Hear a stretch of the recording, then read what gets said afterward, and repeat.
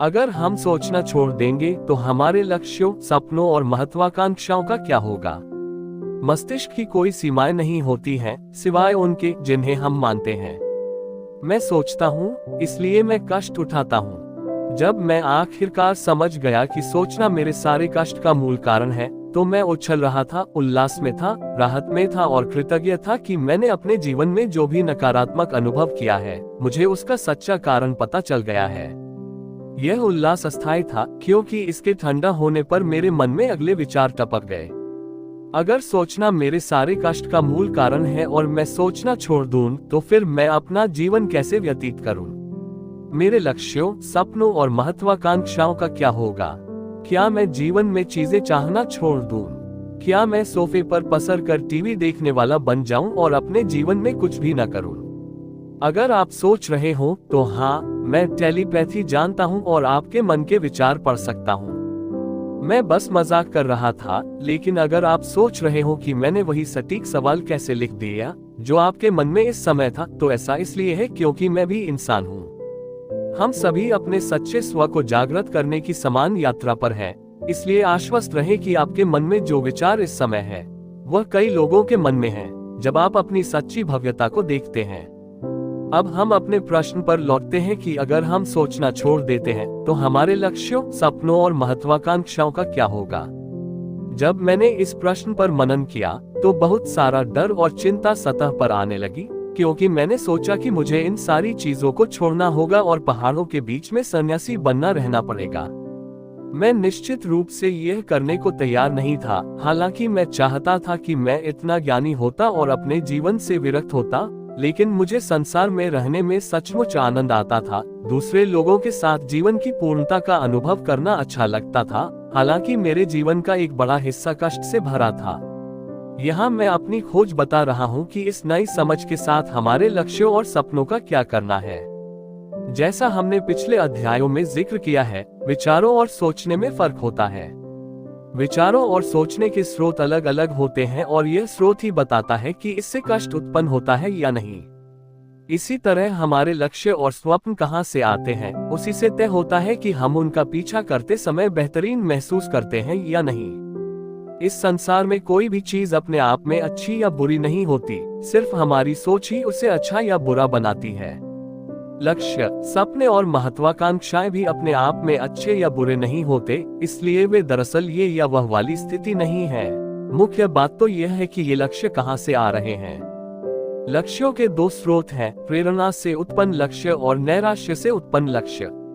जब लक्ष्य नैराश्य से उत्पन्न होते हैं, तो हम अभाव और तात्कालिकता का भारी एहसास महसूस करते हैं। ये किसी बोझ जैसा भारी महसूस होता है। हो सकता है कि हम उस भारी काम से हिम्मत हारते लगें, जिसे करने की हमने ठानी है।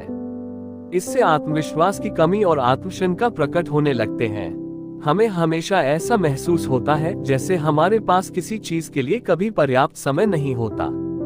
हम जीवन में व्यग्रतापूर्वक जाते हैं, जवाबों की बेतहाशा तलाश करते हैं और उन तरीकों की भी जिनसे हम अपने लक्ष्य ज्यादा तेजी से हासिल कर सकते हैं।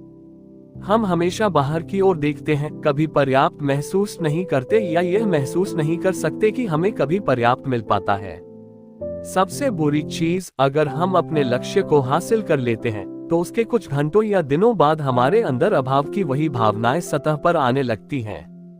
हमने जो किया है, हम उससे असंतुष्ट महसूस करने लगते हैं, अपनी उपलब्धियों का आनंद नहीं ले पाते हैं। चूंकि हमने जो किया है वह कभी पर्याप्त महसूस नहीं होता, इसलिए हम अपने बारे में भी ऐसा ही महसूस करते हैं। क्या करें, यह न जानते हुए हम बाहर मार्गदर्शन की तलाश में चारों ओर देखते हैं कि दूसरे क्या कर रहे हैं और वे भी यही चीज कर रहे होते हैं। इस तरह हम आगे बढ़ते हैं और अपनी आत्मा को परेशान कर रही सारी नकारात्मक भावनाओं से बचने की कोशिश में नैराश्य से एक और लक्ष्य बनाते हैं। जब हम इस तरह के लक्ष्यों की थोड़ी गहराई तक खुदाई करते हैं, तो हमें पता चलता है कि वे आमतौर पर साधनों के लक्ष्य होते हैं, साध्य के लक्ष्य नहीं होते। दूसरे शब्दों में, हम नैराश्य की इस अवस्था में जो लक्ष्य तय करते हैं, वे किसी साध्य के साधन होते हैं। हमेशा कोई न कोई कारण होता है जिस वजह से हम उस लक्ष्य को हासिल करना चाहते हैं, और यह हमेशा कोई दूसरी चीज होती है। मिसाल के तौर पर हम एक मल्टी मिलियन डॉलर बिजनेस बनाना चाहते हैं क्योंकि हम वित्तीय स्वतंत्रता चाहते हैं, या हम अपनी नौकरी छोड़ना चाहते हैं ताकि हम उस तनाव और चिंता से बच सकें जो इसके साथ आते हैं। हम ऐसा महसूस करते हैं जैसे हमें ये चीजें करनी हो, लेकिन हम उन्हें करना नहीं चाहते हैं। नैराश्य से उत्पन्न लक्ष्य आमतौर पर यथार्थवादी होते हैं और वे हमारे अतीत का विश्लेषण करने से उत्पन्न होते हैं। उस पल हमें जो संभव लगता है ये उससे उत्पन्न होते हैं। ये बहुत सीमित करने वाला महसूस होता है। हालांकि इस प्रकार के लक्ष्य और स्वप्न हमें उस पल रोमांचित कर सकते हैं, लेकिन जैसे ही हम इन तक पहुंचने की कोशिश करते हैं, हम अभाव महसूस करने लगते हैं और हम सपने को सजीव बनाने के लिए व्यग्र होते हैं। विरोधाभास यह है कि अगर हम नैराश्य से उत्पन्न लक्ष्य हासिल करने में अंततः सफल होते हैं, तो हमें पहले से ज्यादा खालीपन महसूस होता है। हम में अगली तार्किक चीज करने की प्रवृत्ति यह होती है कि हम और भी ज्यादा नैराश्य में ज्यादा बड़ा लक्ष्य तय करते हैं और आशा करते हैं कि यह हमें अंदर से पूर्ण महसूस कराएगा। इसी तरह हम में से ज्यादातर अपने लक्ष्य तय करते हैं और जीवन जीते हैं। मैं यह आलोचना करने के लिए नहीं कह रहा हूँ, बल्कि इसकी वास्तविकता बता रहा हूँ। मैं इसका इतना दर्द भरा और यातना में वर्णन इसलिए कर सकता हूँ क्योंकि कभी मेरा जीवन भी इसी तरह था। यहाँ पर अच्छी खबर है, यह आपका दोष नहीं है कि आप इस तरह से अपने लक्ष्य तय करते हैं। बाहर निकलने का एक रास्ता है। आप नैराश्य के बजाय प्रेरणा से लक्ष्य और सपने उत्पन्न कर सकते हैं। जब हम नैराश्य के बजाय प्रेरणा से लक्ष्य बनाते हैं तो कहानी पूरी तरह अलग होती है। इस अवस्था में हम इसलिए बना रहे हैं क्योंकि हम गहराई से उत्साहित, प्रेरित और उन्मुक्त महसूस करते हैं। यह जिम्मेदारी के बजाय आह्वान जैसा महसूस होता है। ऐसा लगता है कि हमारे भीतर से जीवन की प्रबल शक्ति हमारे जरिए व्यक्त होना चाहती है और भौतिक संसार में प्रकट होना चाहती है। इसीलिए चित्रकार चित्र बनाते हैं, नर्तक नृत्य करते हैं, लेखक लिखते हैं और गायक गाते हैं, भले ही उन्हें इसके बदले पैसे न मिले या वे इससे आजीविका न कमाएं। कोई शक्ति हमें किसी चीज का सृजन करने के लिए खींचती है। हम इसकी ओर आकर्षित होते हैं।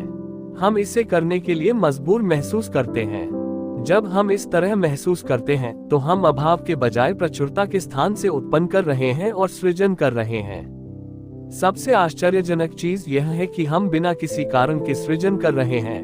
हम सिर्फ इसे करना चाहते हैं। हम इसलिए कोई सृजन नहीं करते क्योंकि हमें महसूस होता है कि हमें ऐसा करना पड़ेगा। हम तो इसलिए सृजन करते हैं क्योंकि हम ऐसा करना चाहते हैं और इसके अलावा कोई दूसरा कारण नहीं होता।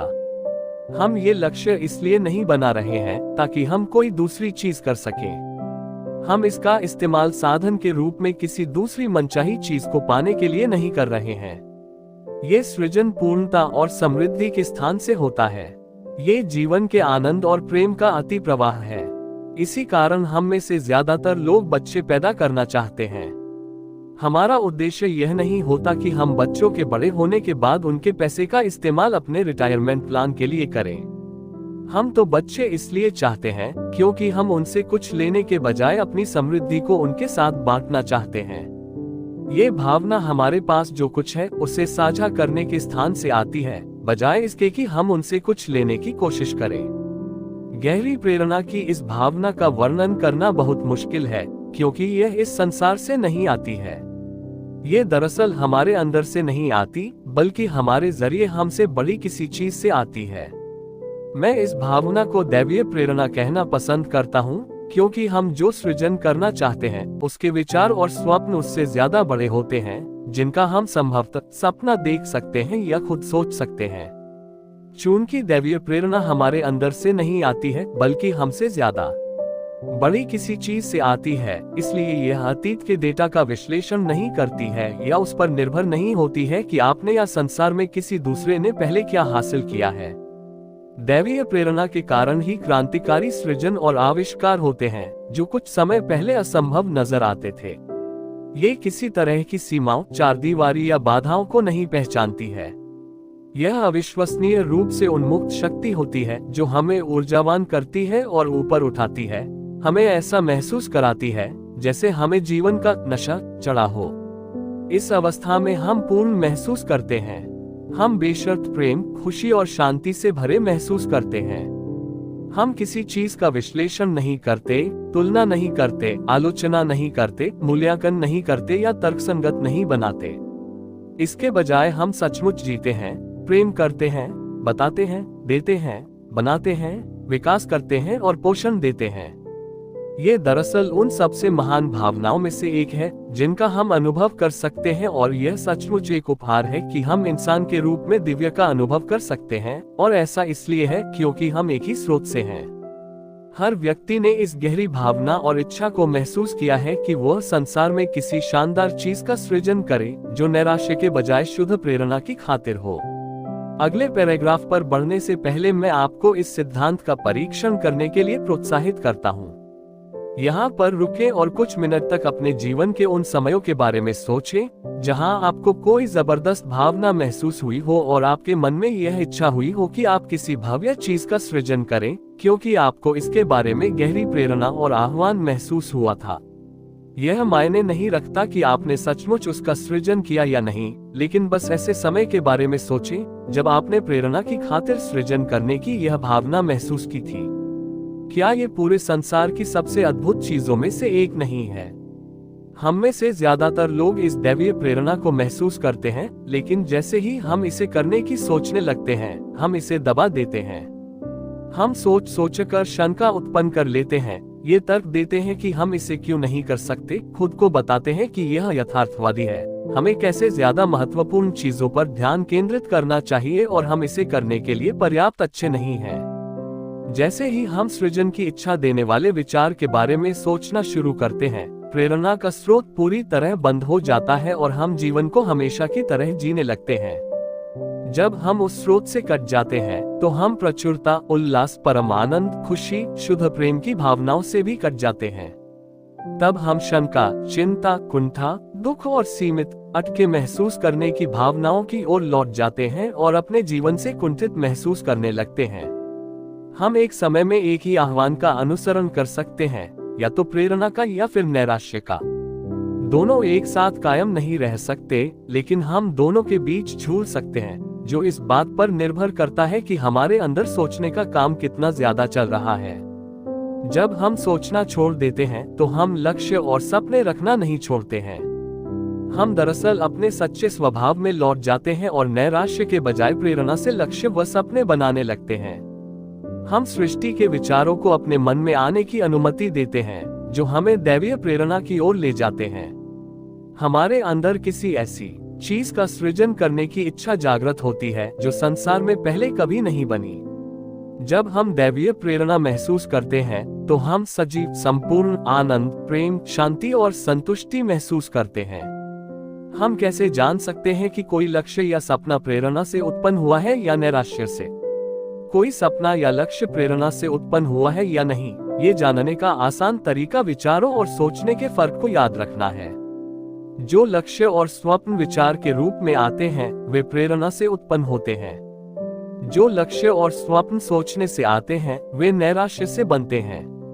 आमतौर पर जब हम सोचते हैं तो हम विश्लेषण करेंगे, मूल्यांकन करेंगे, आलोचना करेंगे, तर्कसंगत बनाएंगे और नए लक्ष्य बनाने के लिए अपने अतीत का इस्तेमाल करेंगे, लेकिन लक्ष्य बनाने का ये रूप बेहद सीमित करने वाला महसूस होता है। जब हम इस तरह के लक्ष्य बनाते हैं तो हम सामान्यतः अच्छा महसूस नहीं करते। जब हम उनका पीछा करते हैं तब भी हम बेहतरीन महसूस नहीं करते, क्योंकि यह सब नैराश्य से उत्पन्न होता है। दोनों को पहचानने का एक और तरीका यह एहसास करना है कि आप ऊर्जा की दृष्टि से कैसा महसूस करते हैं। जो लक्ष्य और स्वप्न नैराश्य से बनते हैं, वे बहुत भारी, निचोड़ने वाले, सीमित करने वाले और खोखले महसूस होंगे। हम में अभाव, डर और बहुत सारा तनाव महसूस करने की प्रवृत्ति होगी, जैसे हमें ये करना ही पड़ेगा या हम पर इसे करने की जिम्मेदारी है।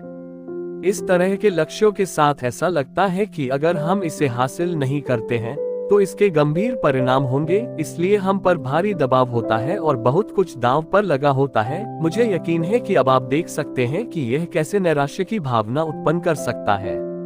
यही नहीं, हम महसूस करते हैं कि हम अपनी वर्तमान स्थिति से पलायन करने और किसी चीज से बाहर निकलने के लिए इन लक्ष्यों को हासिल करने की कोशिश कर रहे हैं। इस अवस्था में उत्पन्न लक्ष्य आमतौर पर साधनों वाले लक्ष्य होते हैं, यानी हम इन लक्ष्यों को इसलिए हासिल करना चाहते हैं ताकि हम इसके बाद कोई दूसरी चीज कर सकें, जैसे नौकरी छोड़ने का लक्ष्य। संभवतः आपका ये लक्ष्य इसलिए होगा क्योंकि आप कोई ऐसी चीज करना चाहते हैं जिसका आप सचमुच आनंद लेते हैं, लेकिन आप देख सकते हैं कि आपकी नौकरी छोड़ने का लक्ष्य बस एक साधन वाला लक्ष्य है ताकि आप कोई दूसरी चीज कर सकें। या $1 मिलियन कमाने का लक्ष्य, जो आमतौर पर इसलिए तय किया जाता है क्योंकि आप वित्तीय स्वतंत्रता पाना चाहते हैं और संसार की यात्रा करना चाहते हैं।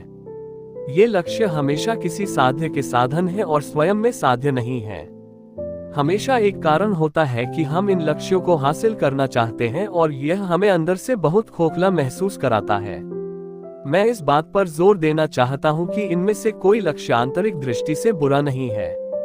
मैं यह नहीं कह रहा हूं कि हमें पैसे कमाने या नौकरी छोड़ने के लक्ष्य नहीं बनाना चाहिए। अगर ये लक्ष्य प्रेरणा से उत्पन्न है तो ये पूरी तरह अलग बात है। ये स्वयं लक्ष्य पर नहीं बल्कि लक्ष्य के स्रोत पर निर्भर करता है। यह एक महत्वपूर्ण फर्क है, वरना आप अपना ज्यादातर समय बहस करने और खुद को तनाव में रखने में लगा देंगे कि यह आपके लिए सही लक्ष्य है या नहीं। कोई लक्ष्य सही या गलत नहीं होता, लक्ष्य या तो प्रेरणा से उत्पन्न होते हैं या नैराश्य से। यह इस बात पर निर्भर करता है कि आप अंदर कैसा महसूस करना चाहते हैं। जब आप इन दो प्रकार के लक्ष्यों और उनके प्रकट होने के बारे में जागरूक होते हैं तो आप अपने जीवन में अद्भुत चीजों का सृजन करते समय आनंदित महसूस करने में सक्षम होंगे। दूसरी ओर, प्रेरणा द्वारा उत्पन्न लक्ष्य और स्वप्न जो विचार से आते हैं, बहुत हल्के, ऊर्जादायी, ऊपर उठाने वाले और विस्तारवादी महसूस होते हैं। हम में रोमांचित, आनंदित और सबसे महत्वपूर्ण बात, प्रेरित महसूस करने की प्रवृत्ति होती है। हमें यह महसूस नहीं होता जैसे हमें इसे करना पड़ेगा। हमें तो यह महसूस होता है कि हम इसे करना चाहते हैं। आपको इसे करने की जरूरत है, यह महसूस करने के बजाय आप इसके लिए प्रेरित महसूस करते हैं। लगभग कोई दबाव नहीं होता क्योंकि हम किसी चीज से बाहर निकलने या इस लक्ष्य को हासिल करके अपनी वर्तमान स्थिति से पलायन की कोशिश नहीं कर रहे हैं। कोई अभाव या तात्कालिकता नहीं होती क्योंकि हमें यह महसूस नहीं होता जैसे हम अभाव के स्थान से सृजन कर रहे हैं, बल्कि हमें तो ऐसा महसूस होता है जैसे हम प्रचुरता के स्थान से सृजन कर रहे हैं और हम इसे संसार को देना चाहते हैं। चूंकि यह प्रेरणा से उत्पन्न हो रहा है, इसलिए हम इसे किसी चीज से बाहर निकलने के लिए नहीं कर रहे हैं ताकि हम कोई दूसरी चीज कर सकें। ये साधनों वाला लक्ष्य नहीं है बल्कि अपने आप में लक्ष्य है। हम इसका सृजन करना चाहते हैं जिसके पीछे कोई कारण नहीं है। हम इस चीज का सृजन इसलिए नहीं कर रहे हैं ताकि हम पूर्ण महसूस कर सकें। हम तो सृजन इसलिए कर रहे हैं क्योंकि हम पूर्ण महसूस करते हैं और हम उस स्थान से देना चाहते हैं, कोई चीज लेने की अपेक्षा नहीं करते हैं। मुझे यकीन है कि अब आप दोनों के बीच का भारी अंतर देख सकते हैं और आप ये समझ सकते हैं कि आपके वर्तमान लक्ष्य किस प्रकार के हैं। अगर आपके ज्यादातर लक्ष्य नैराश्य की श्रेणी में आते हैं तो चिंता न करें, क्योंकि ज्यादातर लोगों के लक्ष्य नैराश्य वाले होते हैं, जिनमें मैं भी शामिल रहा हूं, जब तक मुझे बेहतर तरीके का पता नहीं चला था। प्रश्न यह है कि हम नैराश्य के बजाय प्रेरणा से लक्ष्य और स्वप्न कैसे बनाएं? दैवीय प्रेरणा से लक्ष्य और स्वप्न बनाना कोई ऐसी चीज नहीं है जिसकी आपको कोशिश करनी पड़े। हमारे पास सारे समय असीमित प्रेरणा के विचार नैसर्गिक रूप से आते हैं। अगर आप बच्चों को देखें तो उनमें स्वाभाविक रूप से प्रचंड सपने और कल्पनाएं रहती हैं कि वे क्या करना चाहते हैं। यह उनके मन में दर्ज ही नहीं होता कि ज्यादातर समय वे कोई चीज नहीं कर सकते। हम में और बच्चों में एकमात्र फर्क ये होता है कि हमने प्रेरणा के इन विचारों को बंद करना सीख लिया है, जिनमें हमारे सपने, आशाएं और लक्ष्य शामिल हैं, जिन्हें हम संसार में सचमुच प्रकट होते देखना चाहते हैं। हमारे मस्तिष्क में ये विचार कम चलते हैं कि हम क्या सृजन करना चाहते हैं और ये कारण ज्यादा भरे होते हैं कि हम ऐसा क्यों नहीं कर सकते। हम में आंतरिक रूप से प्रेरणा का असीमित प्रवाह होता है जो हमारे जरिए आता है, लेकिन जैसे ही हम अपने अंदर आए विचारों के बारे में सोचने लगते हैं, आत्मशंका, आत्मविश्वास का अभाव और चिंता उत्पन्न होती है, जिससे हम उस प्रवाह को बाधित कर देते हैं। सृजन करने की प्रेरणा के प्रवाह को नदी जैसा माने। नदी हमेशा प्रवाहित होती है जब तक कि मनुष्य बांध बनाकर इसे बाधित नहीं करता। फिर जब बांध बन जाता है तो हम पूछते हैं कि इतनी सारी मछलियां क्यों मर रही हैं, जानवर गायब क्यों हो रहे हैं और जंगल क्यों कम हो रहे हैं, जबकि हमें तो बस ये करना है कि नदी को दोबारा इसकी नैसर्गिक अवस्था में पहुंचा दें और तब हर चीज पूरी तरह सही काम करेगी, जिस तरह प्रकृति का इरादा था। यही हमारे मन और हमारे लक्ष्यों के बारे में सही है। हम हमेशा सपने देखते हैं, हमारे पास बड़े लक्ष्य होते हैं और हम सारे समय जानते हैं कि क्या करना है। जब हम अपनी आंतरिक बुद्धिमत्ता और आंतरिक ज्ञान का दोहन करते हैं और सोचने से स्वतंत्र होते हैं। अगर हम अपने विचारों के बारे में न सोचें, तो सपनों, लक्ष्यों और इच्छाओं के विचार स्वाभाविक रूप से दैवीय प्रेरणा से उत्पन्न होते हैं और इस तरह आप नैराश्य के बजाय प्रेरणा से लक्ष्यों का सृजन करते हैं। एक प्रश्न जो सोचना छोड़ने में मेरी बहुत मदद करता है और मैं क्या सृजन कर सकता हूँ, इसकी संभावनाओं के असीमित कुएं का दोहन करने में मेरी मदद करता है, वह ये है, अगर मेरे पास असीमित पैसा होता, अगर मैं पूरे संसार की यात्रा कर चुका होता, मेरे मन में कोई डर नहीं होता और मेरे काम के बदले में मुझे कोई मान्यता नहीं मिलती, तो मैं क्या करता या क्या सृजन करता। जब भी मैं प्रश्न पूछता हूँ, जवाब हमेशा उत्पन्न होते हैं। ये हमारे मस्तिष्क के लिए असंभव है कि वह कोई प्रश्न पूछे और प्रतिक्रिया में कोई जवाब उत्पन्न न हो। इसलिए जब आप खुद से यह प्रश्न पूछते हैं, तो जो भी जवाब किसी तरह सोचे बिना आपके पास आए, वह दिव्य धरातल से उत्पन्न होगा और वह नैराश्य के बजाय प्रेरणा से उत्पन्न होगा। इस प्रश्न में शब्दों का संयोजन बेहद महत्वपूर्ण है, क्योंकि यह ज्यादातर सोचने, डर, आलोचना और बाहरी कारणों को हटा देता है कि आप कोई चीज क्यों करना चाहेंगे। इसलिए यह आपके जवाब पर ध्यान केंद्रित करता है कि आप भौतिक संसार से किसी तरह प्रभावित हुए बिना सचमुच क्या उत्पन्न करना चाहते हैं, आमतौर पर किसी कारण से नहीं, बल्कि सिर्फ इसलिए क्योंकि यह आनंद है। इस प्रश्न को पूछें और देखें कि आपको क्या जवाब मिलता है। जो जवाब सतह पर आता है, उससे आप हैरान होंगे, लेकिन जब आपके सच्चे सपने आपके सामने उजागर हो, तो सोचने के जाल में न उलझें। सोचने की सीमा न हो, तो मस्तिष्क के लिए कुछ भी संभव है।